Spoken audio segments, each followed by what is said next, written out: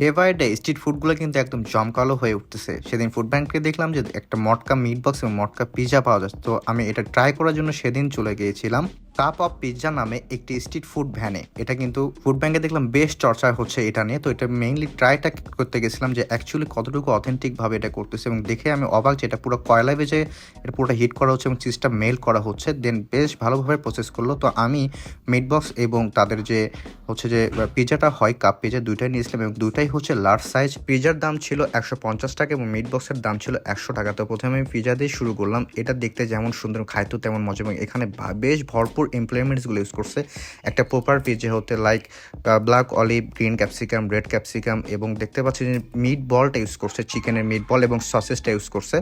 এবং এটার কোয়ান্টিটি 150 টাকা হিসেবে মটকা হিসেবে আমার কাছে বেশ মোটামুটি ভালোই লাগছে, এবং চিজের পরিমাণটাও বেশ ভালো ছিল মটকা সাইজ হিসাবে।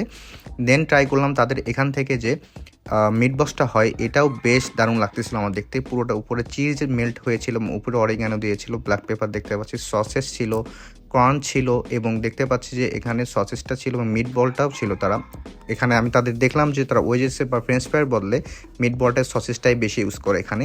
তো এটা খাই তো আমার কাছে বেশ দারুণ লাগছে, এবং 100 টাকা হিসেবে আমার কাছে অর্থিত মনে হয়েছে।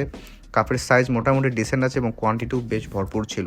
এখন যদি লোকেশনটার কথা বলি, তাদের লোকেশনটা হচ্ছে আমাদের বগুড়া জেলখানার মোড় অথবা লাভাম্বার মোড় বলে আমরা অনেকেই চিনি। একদম সামনে এসে দেখতে পারবেন এই cup of pizza street food ভ্যানটি।